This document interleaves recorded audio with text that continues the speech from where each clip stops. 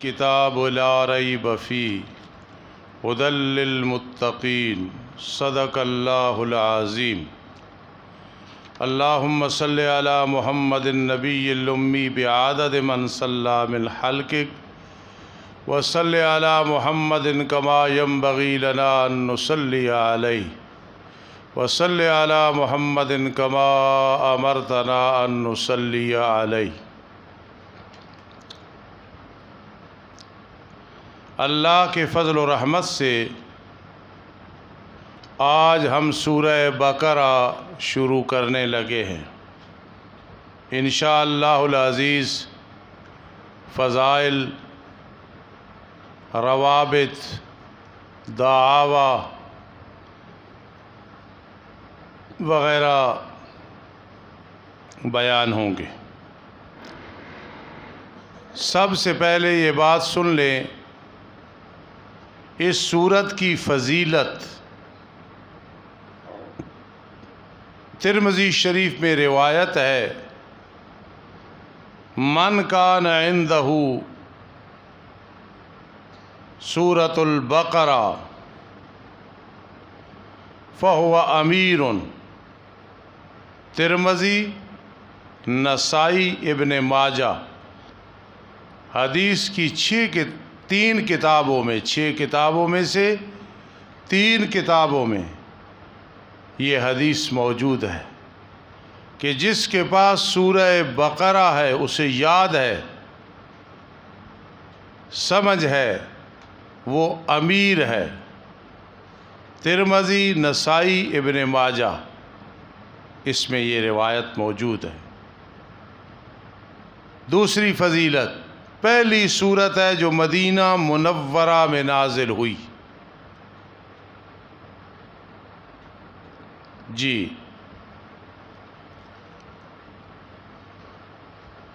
ابن کثیر میں ہے، تفسیر ابن کثیر میں، کہ اس سورہ بقرہ میں 1000 خبریں ہیں، 1000 امر ہے، 1000 نہی ہیں، 1000 حکم ہیں۔ اور قرطبی میں بھی یہ روایت موجود ہے۔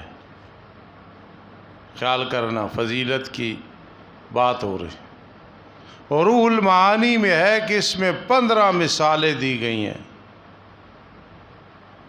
اور مسند امام احمد میں ہے، مرفوعاً یہ روایت ہے کہ میرے آقا نے فرمایا کہ سورہ بقرہ قرآن کی بلندی ہے، ہر آیت کے ساتھ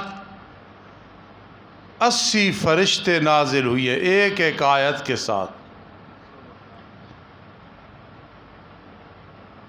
اور فتح العزیز ایک کتاب ہے، اس میں ہے کہ احکام شرعیہ 500 حکم اس میں بیان ہے۔ ایک اور فضیلت، حضرت عمر رضی اللہ تعالی عنہ نے اس کو دقائق اور نکات، باریکیوں اور نکتوں کے ساتھ یاد کیا ہے 12 سال میں۔ اب مولی عرفان ایک بات میں کرنے لگا ہوں، آپ تائید کریں گے اور قیامت کے دن انشاءاللہ فائدہ ہوگا۔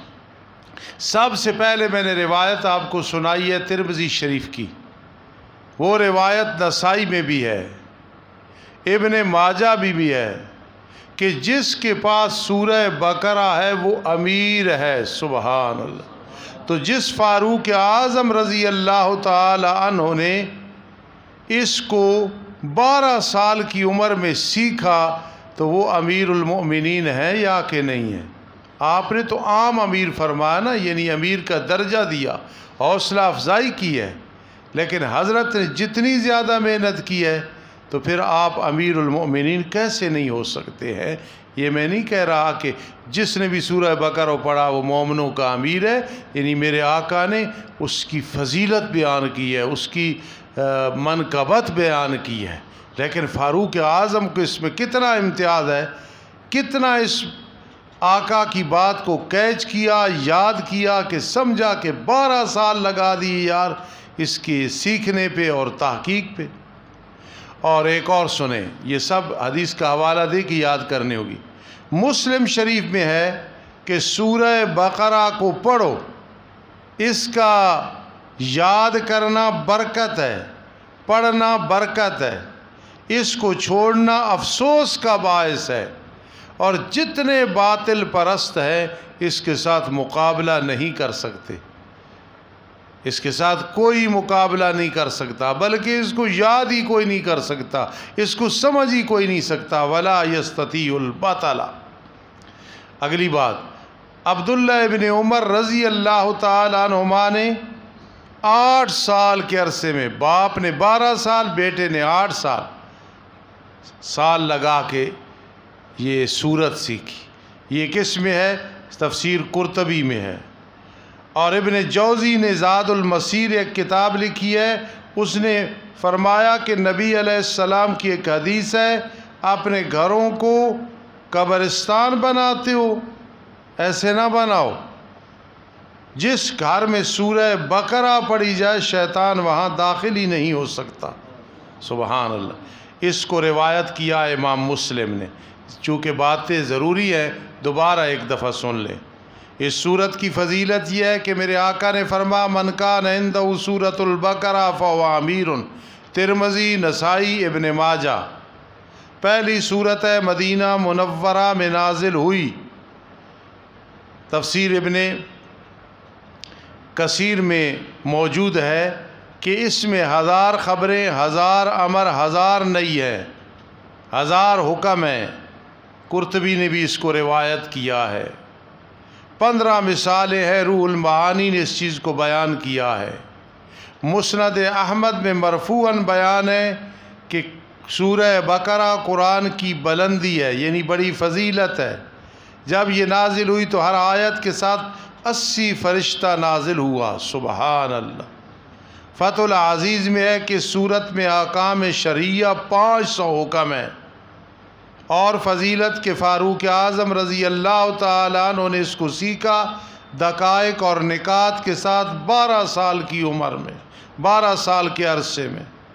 امام مسلم نے بیان کیا سورہ بقرہ پڑھو، حدیث پاک، اس کا پکڑنا برکت، چھوڑنا باعث افسوس ہے، اور باطل پرست طاقتیں اس کا مقابلہ نہیں کر سکتی۔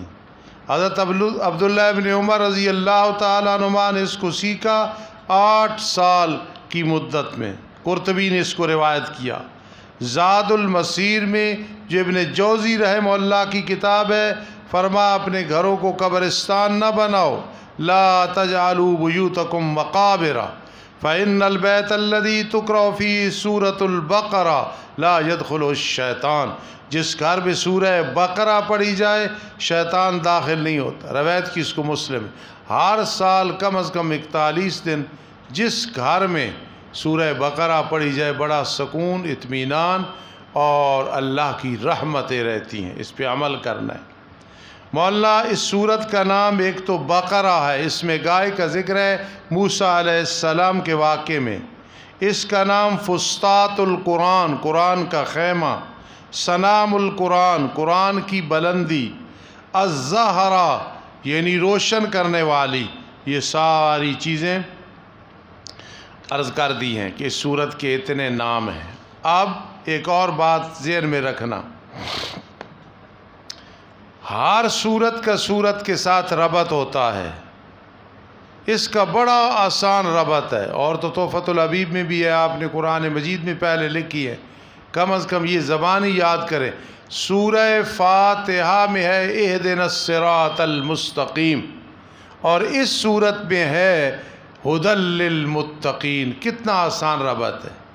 سابقہ سورت میں منعم علیہ لوگوں کا ذکر ہے، پھر مغضوب علیہ کا ذکر ہے، پھر ضالین کا ذکر ہے، تو سورہ بقرہ میں اس کی تفصیل ہے۔ منعم علیہ ھدی للمتقین الذین یؤمنون بالغیب ویقیمون الصلاۃ۔ ان الذین کفروا، کفار کا ذکر آ گیا، آگے ومن الناس من یقول، اس میں ذکر آ گیا منافقین کا۔ اور ایک اور بات سن لے، اس سورت کا دعویٰ مولانا 3 جگہ ہے۔ یا ایھا الناس اعبدوا ربکم الذی خلقکم الہکم الہ واحد، اللہ لا الہ الا هو الحی القیوم، یہ جواہر القرآن میں بھی موجود ہے۔ پہلا دعویٰ یا ایھا الناس اعبدوا، اس کا مطلب یہ ہے عبادت کرو اپنے رب کی۔ یہ دعویٰ ہے کہ پکار اللہ ہی کی ہے، صرف اللہ ہی کو پکارنا ہے اور کسی کی پکار نہیں ہے۔ یا شیخ عبد القادر جیلانی، یا جنید بغدادی، یا معین الدین چشتی اجمیری رحمہم اللہ تعالیٰ، کسی کو بھی نہیں پکارنا۔ یا علی مشکل کشا رضی اللہ تعالیٰ عنہ، نہیں پکارنا، پکار صرف اللہ کی ہے۔ الہکم الہ واحد، نظر و نیاز منت منوتی اللہ ہی کی نام کی ہے، کسی کے نام کی نہیں۔ اللہ لا الہ الا هو الحی القیوم، شفاعت قہری کی نفی ہے۔ قیامت کے دن رب کائنات سے کوئی زبردستی نہیں چھڑا سکے گا۔ رحمت اور شفقت کے ساتھ اللہ شفاعت قبول فرمائیں گے اور معاف کر دیں گے۔ باقی کچھ باتیں انشاءاللہ العزیز نماز کے بعد ہوگی۔ ربنا تقبل منا۔ اعوذ باللہ من الشیطان الرجیم، بسم اللہ الرحمن الرحیم۔ الف لام میم ذالک الکتاب لا ریب فیہ، صدق اللہ العظیم۔ سورۃ البقرہ سورہ مطففین کے بعد 27 نمبر پہ نازل ہوئی، ٹھیک ہے، 87 نمبر پہ نازل ہوئی اور ترتیب کے لحاظ سے 2 نمبر پر ہے۔ قاضی شمس الدین علیہ رحمت کا ربط بڑا آسان ہے۔ سورہ فاتحہ میں ہے اہدنا الصراط المستقیم، اور اس صورت میں ہے ذالک الکتاب لا ریب فیہ ھدی للمتقین۔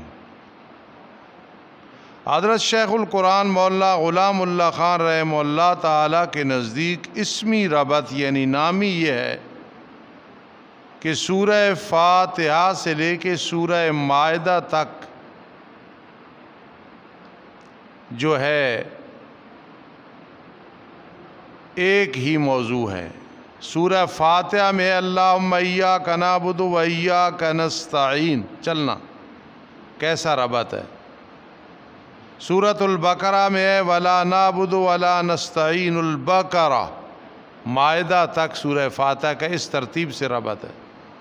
خاص تیری ہم عبادت کرتے ہیں اور خاص تجھی سے ہم مدد طلب کرتے ہیں۔ سورہ بقرہ میں ہے کہ ہم گائے کی عبادت نہ کرتے ہیں نہ کریں گے، گائے سے نہ مدد طلب کرتے ہیں نہ کریں گے، جیسے یہودی اور مشرکین کرتے ہیں۔ سورہ آل عمران میں ہے نہ ہم عبادت کرتے ہیں نہ کریں گے، نہ مدد مانگتے ہیں نہ مانگیں گے، آل عمران سے جیسا کہ نصارہ کرتے ہیں۔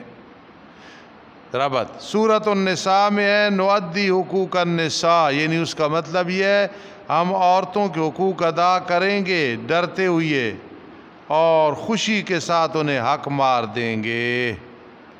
پھر سورہ مائدہ میں ہے یعنی مطلب اس کا یہ ہے اللہ ہم پہ مائدہ اتار اپنے انعام کا، اپنے فضل کا، دنیا اور آخرت میں، ٹھیک ہے۔ اور معنوی ربط حضرت شیخ القرآن رحمہ اللہ تعالیٰ سے سورہ فاتحہ میں 3 گروہوں کا تذکرہ تھا، خالص مومن، مغضوب علیہم یہ، اور گمراہ۔ سورہ بقرہ میں علی سبیل لف نشر مرتب تینوں گروہوں کا ذکر ہے، اولئک هم المفلحون، خالص مومن، ٹھیک ہے۔ پھر عذاب عظیم تک ان الذین کفروا، کفار کا تذکرہ ہے، ومن الناس، منافقین، گمراہ لوگوں کا تذکرہ ہے۔ خلاصہ مضامین یہ ہے کہ مضامین کے اعتبار سے سورہ بقرہ میں 6 مضامین مذکور ہیں، اور یہ بات ذہن میں رکھنا،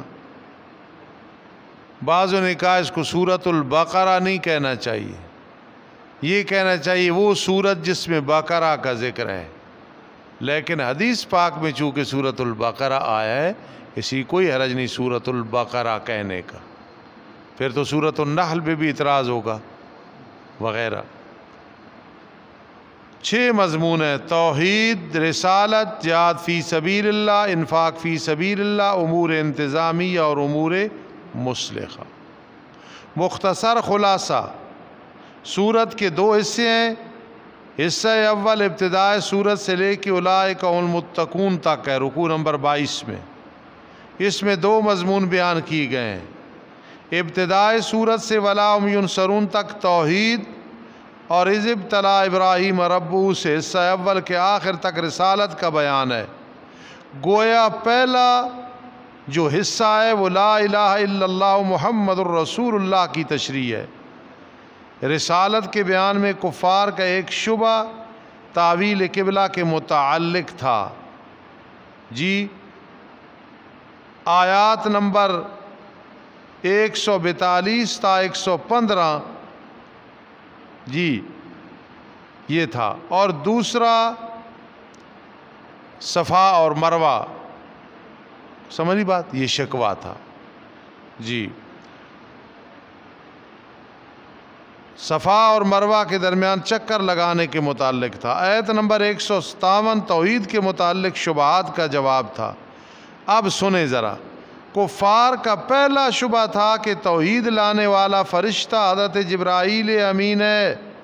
حضرت میکائیل قدیم اور حضرت میکائیل علیہ السلام، توجہ کرنا، جبرائیل امین ہے اور میکائیل ہے، ہمارے دشمن ہیں، ہماری مخالفت کرتے رہے، اس لیے دعویٰ توحید بھی ماد ہماری مخالفت کے لیے ہم نہیں مانتے نہ جبرائیل کو نہ میکائیل کو۔ یہ ان کا کیا تھا؟ شبہ۔ ایک کفار کا دوسرا شبہ یہ ہے کہ ہمارے ورد وظیفے جو حضرت سلیمان علیہ السلام سے منقول ہیں ہم تک پہنچے، ان میں غیر اللہ کی پکار موجود ہے، تو ہمیں کیوں منع کرتے ہو غیر اللہ کی پکار سے؟ کفار کا تیسرا شبہ تھا کہ ہاروت اور ماروت 2 فرشتے جو اللہ پاک نے بھیجے ہیں جادو سکھانے کے لیے، تو جادو میں غیر اللہ کی پکار ہے، تو جب اللہ پاک نے خود غیر اللہ کی پکار کے لیے فرشتوں کو بھیجا تو پھر یہ کیوں ناجائز؟ شبہ ہی ہوتا ہے نا۔ اب جوابات: من کان عدوا للہ، جبرائیل اور میکائیل سے دشمنی نہ رکھو، وہ معصوم ہیں، اللہ کے فرشتے ہیں۔ شبہ اولا کا جواب ہے۔ ولما جاءہم رسول سے لے کے وما کفر سلیمان ولکن الشیاطین کفروا، یہ شبہ ثانی کا جواب ہے۔ سمجھ رہے ہو کہ سلیمان علیہ السلام نے کوئی جادو نہیں کیا نہ سکھایا، یہ من گھڑت باتیں ہیں۔ وما انزل علی الملکین، وہ فرشتے جو نازل ہوئی تھی امتحان کے طور پہ، بتانے کے لیے کہ یہ ایسا کام ہے جو سیکھے تو خامد بیوی میں جدائیاں ڈل جاتی ہیں وغیرہ۔ یا ایھا الذین آمنوا کتب علیکم القصاص سے سورت کا دوسرا حصہ شروع ہو رہا ہے۔ اس حصے میں مسلمانوں کے ظاہر و باطن کے اصلاح کے طریقے، اندرونی نظام کو درست کرانے کے لیے امور انتظامیہ بیان فرما کر مشرکین کے مقابلے میں جہاد اور نفاق اللہ کے راستے میں خرچ کرنے کا حکم ہے۔ بڑی زبردست بات ہے۔ گویا لا الہ الا اللہ محمد الرسول اللہ کی خاطر مشرکین سے جہاد کا حکم فرمایا۔ سورت کی روح کیا ہے؟ سورہ بقرہ کی روح، جو بھی مائیں بہنیں بیٹیاں مرد حضرات طالب علم طالبات سنتے ہو سبق، سورہ بقرہ کی روح کیا ہے؟ دینی اور دنیاوی لحاظ سے منظم ہو کر لا الہ الا اللہ محمد رسول اللہ کی خاطر مشرکین سے جہاد کرو۔ حضرت نیلوی شاہ صاحب رحمہ اللہ کے نزدیک خلاصہ، یہود کی طرح گائے وغیرہ کی پوجا نہ کرو، ہر باطل کے پجاری کے ساتھ دینی دنیاوی لحاظ سے منظم ہو کر جہاد کرو۔ بندہ ناچیز حبیب الرحمن فاروقی کے نزدیک بہت سارے ربط ہیں۔ آسان ربط یہ ہے کہ کلمہ طیبہ میں لا الہ الا اللہ ہے، پھر محمد الرسول اللہ ہے، مکہ پہلے ہے مدینہ منورہ بعد میں ہے، تو اس طرح سورہ فاتحہ مکی ہے، سورہ بقرہ مدنی ہے۔ یہ میرے نزدیک بہت آسان ربط ہے کہ کہ سورہ فاتحہ مکی اور سورہ بقرہ مدنی. سمجھ آ گئی بات؟ ایک اور ربط، سورہ فاتحہ میں اللہ کے 5 ناموں کا ذکر ہے، اللہ رب العالمین، الرحمن، الرحیم، مالک یوم الدین. اور سورہ بقرہ میں مومنین کی 5 صفات کا ذکر ہے، الذین یؤمنون بالغیب وغیرہ. توجہ کرنا، سورہ فاتحہ میں 3 چیزوں کا تذکرہ ہے، حقیقت، شریعت، طریقت. لا الہ یہ طریقت ہے، الا اللہ یہ حقیقت ہے، محمد الرسول اللہ یہ کیا ہے؟ شریعت. کلمہ ہے نا، آپ ذرا اس میں لگاتے ہیں. الحمدللہ سے لے کے ایاک نستعین تک حقیقت ہے، اہدنا الصراط المستقیم میں شریعت ہے. سمجھ رہے ہو؟ پھر سمجھ لو، الحمدللہ سے لے کے ایاک نستعین تک حقیقت ہے، یہی ہے نا جی، اور شریعت ہے. اہدنا الصراط المستقیم میں طریقت کا ذکر ہے. ٹھیک ہے؟ اور کلمے میں آسان طریقے سے سمجھا، لا الہ طریقت ہے، الا اللہ حقیقت ہے، محمد الرسول اللہ یہ شریعت. اور ادھر جو ہے کیا ہے؟ الحمدللہ ایاک نستعین تک حقیقت بھی ہے اور شریعت بھی ہے، اور اہدنا الصراط المستقیم میں کیا ہے؟ طریقت. سمجھ آ گئی؟ سورہ بقرہ میں ان تینوں کا ماخذ مذکور ہے، ذالک الکتاب لا ریب فیہ. اور اگر کوئی کہے کہ یہ حقیقت، شریعت اور طریقت ہے اور وہ قرآن پاک سے متعلق نہ ہو تو وہ بے اصل ہے. سمجھنا، ان تینوں کا ماخذ ذالک الکتاب لا ریب فیہ ہے. اگر کوئی کہے کہ حقیقت، شریعت اور طریقت وہ بات کرے جو قرآن کے متعلق نہ ہو، مثلا ایک بات کرے ہمارے پیر کرتے تھے، تو ہو وہ قرآن اور حدیث کے خلاف تو اس کو نہیں ماننا. طریقت، حقیقت، شریعت وہ جو قرآن کے مطابق ہو. تو اس لیے ذالک الکتاب لا ریب فیہ، اس میں طریقت بھی ہے، اس میں حقیقت بھی ہے، اس میں شریعت بھی. مخ القرآن سے امتیازات سن لیں. اس سورہ بقرہ میں 1000 احکام ہے اور 1000 نواہی ہے، منع کیا گیا ہے. دوسرا امتیاز، یہودیوں کی پلیدی کا ذکر ہے. سورہ ممتاز ہے حضرت عزیر علیہ السلام کے مرنے کے بعد دوبارہ زندہ ہونے پر. آخر میں ایک بات سن لیں، ہر چیز کا ایک دعویٰ ہوتا ہے، ہر صورت کا دعویٰ ہوتا ہے، اس سے ساری بات سمجھ آ جاتی ہے. تو سورہ بقرہ کا دعویٰ 3 جگہ ہے، یا ایھا الناس اعبدوا ربکم الذی خلقکم والذین من قبلکم لعلکم تتقون.